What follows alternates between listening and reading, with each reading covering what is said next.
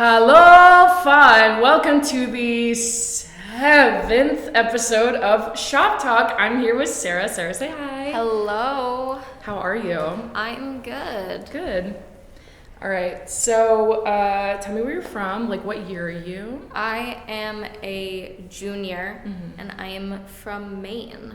Awesome. Today, we were going to be working on crochet. We're gonna crochet together, but someone, not your beautiful, amazing, and very humble host, but someone forgot to bring the supplies.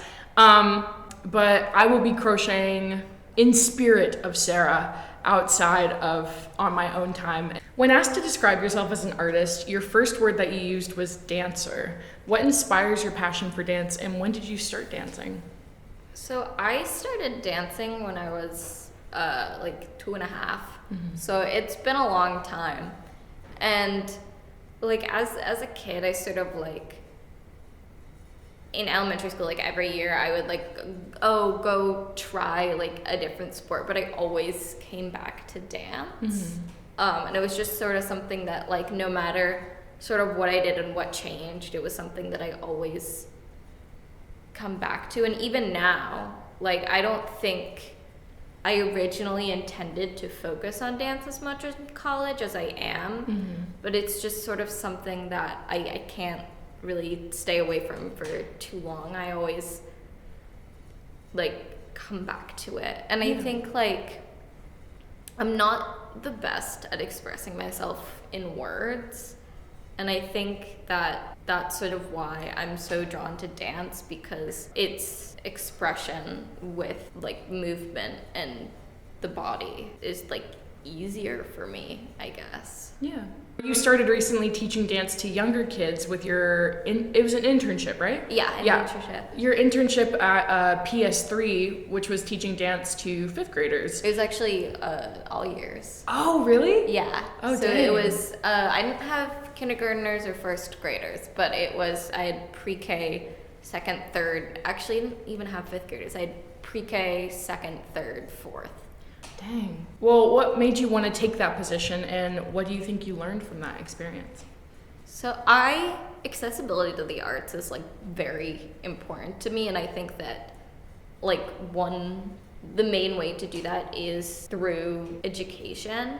Because like I was very fortunate that like my parents could afford and had the time to drive me to 5 dance classes a week, like 4 or 5 classes a week, but like that's not feasible for everyone. And like the arts were just so important to me growing up, whether it was dance or music.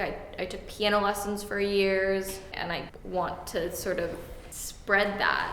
It was such a fun experience. The kids were great, and it's really nice because it's a public school. For anyone who doesn't know, PS3 is a public school. So a dance classroom in a public school setting is very different than a dance classroom at a dance school. Oh yeah, 100%.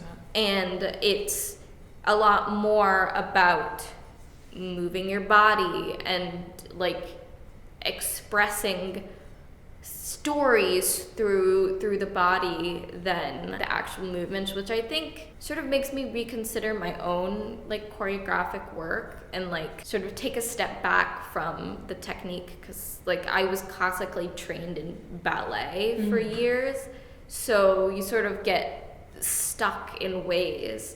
And I think just sort of seeing what the kids could come up with when they were told like dance like a pirate is so like it's something that I could really take in my own like art, I guess. Do you think you want to work with kids in like your professional career? It's an option. I'm not like quite sure yet, but it's sort of one of the paths I've been considering. but I would likely want to get a master's degree if I did that. Yeah. In like dance education. You also crochet pieces that I see you wearing around sometimes. What inspires you to crochet and make the pieces that you do? Just like, it's relaxing. Mm-hmm. And it's something to do with my hands. I'm like a very fidgety person. Like even right now I'm like twirling my ring. Mm-hmm. And so it gives me that like focus for my hands. And yeah, it's also just like, it's relaxing once you get into like the repetitiveness of it. As for the works that I make, I sort of think of something I want and then I kind of Google to see like what other people have done. Most recently for Halloween, my boyfriend and I were Frog and Toad, and so God. So I crocheted us these little matching like frog, like the frog beanie, like frog bucket hat. That's the word I was looking for. So little frog bucket hats. So one was like a golden color and one was green. I'm so happy for you. Oh my god, that's so cute. That's the cutest thing I've ever heard in my life. And that was a last minute costume idea too. So it was so nice to be able to, because we wouldn't have been able to like buy anything in time. So I was like, I can crochet something. And I just, in the evenings after I was done with all my homework, just like sat and like would like listen to music or a podcast and just crochet, and it's a nice way to like unwind. Yeah.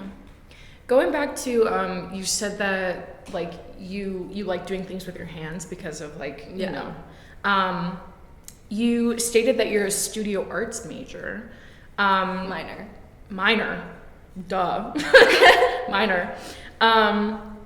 Tell me more about that and what that means for you. I will say I kind of stumbled into the studio art minor on accident a little bit. I was just planning on taking studio art classes as electives, and then I was talking with my mom and she was like, why don't you minor in it? And I was like, no, I don't want to do minor. And then she's like, I looked it up, it's 4 classes. And I was like, oh, I'm gonna take 4 classes. Yeah. Anyways, right now I'm taking my first class for my minor, which is metalsmithing, and that's been so much fun,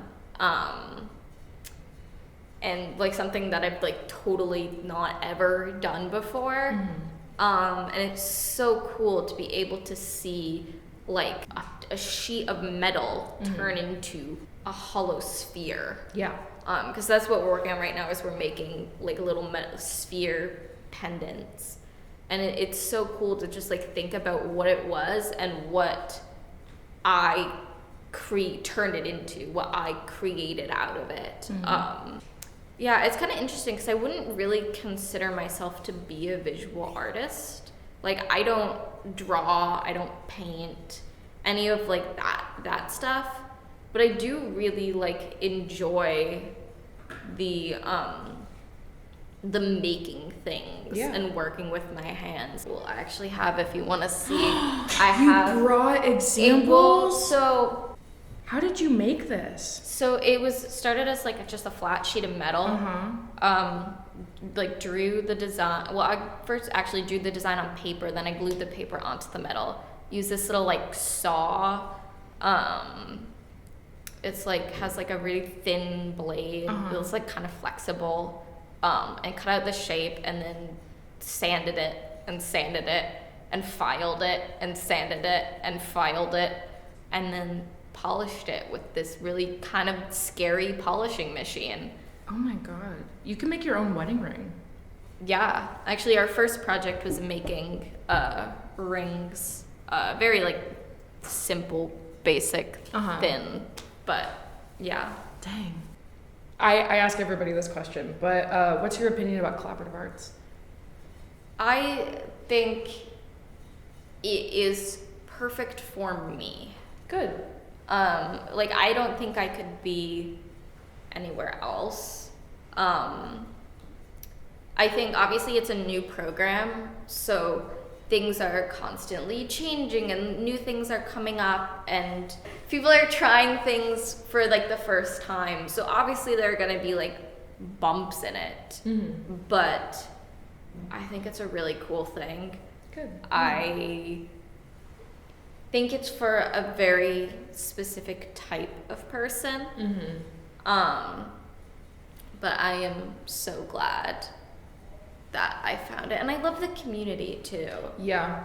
Because I was originally looking for like a small school, and NYU is not small, but it's sort of that, I still get that sort of small community aspect within the major, within our year, but also within collaborative arts as sort of a broader department. Yeah, no, I get that. I was originally looking at a lot of like small liberal arts schools because they have a lot more flexible curriculums, and I could double, triple major. I was originally actually planning on double majoring in graphic design and theater. Wow. Theater, I understand. Graphic design is new. Yeah, which is like something completely like off from what I do now. And I think that's the beauty of collaborative arts. Like I wouldn't be sort of doing any of what I'm doing probably if I were somewhere else. Yeah. I was originally gonna just do graphic design, but then the pandemic hit and I had a breakdown. Felt that. And I was like, I'm not sure this is all exactly what I want to do. And I was like, maybe I'll do theater, but also double major. And then my dad found this program. Yeah. We got a little like one of those like college mail things from NYU, and my dad was like, oh, NYU has like good theater program. Yeah. And like went on their website and found collaborative arts, and like after that it was like, this is it, this is what I want to do, this is where I want to go. Yeah. I think like back to what I was saying, like there's a type of person who like collaborative arts is for a very specific type of person. I think like that's it. It's the type of person who reads it and goes, this is like everything that I've wanted, and I didn't realize that it was possible. Yeah. Kind of thing. Yeah. So we're nearing the end of the pod. Do you have any upcoming projects you want to shout out? Any like you're sourcing for actors or crowdfunding or anything like that? This just requires a bit of a backstory, but I'll promise I'll get to what I'm promoting. Okay. So this summer, I ended up being fortunate enough to go to Scotland for the Fringe. A friend of mine who is in Gallatin, shout out Gabe, he wrote a musical, and he like messaged me and was like, hey, do you want to be in my musical and perform it at the Fringe? And I was like, fuck yeah, of course I want to, and we were able to like figure it out and make it happen. And we're going on tour. Oh, no way. So it'll be weekends in the spring around the Northeast. So I'll like still be in classes and stuff, but it'll be weekends, and it'll be sort of between like DC and Maine, so Northeast area. Not a lot has been announced and made public yet, so I can't really say much, but if you want to keep an eye out for that, it's called Acceptance Pending. So they're on Instagram, Acceptance Pending Musical. And then I think they're on Facebook as well, but I don't use Facebook. I don't either. But for anyone who's listening who might use Facebook, I believe that they are on there. Because my mom sent me a screenshot of a post about it she saw on Facebook. Anyways, yeah, and then, so if you're in the Northeast, keep an eye out for that. And also, I believe he's looking for more actors. So if anyone is interested in that, if you contact me, I can put you in contact with Gabe, who is my friend who wrote the musical and is doing all of this crazy stuff.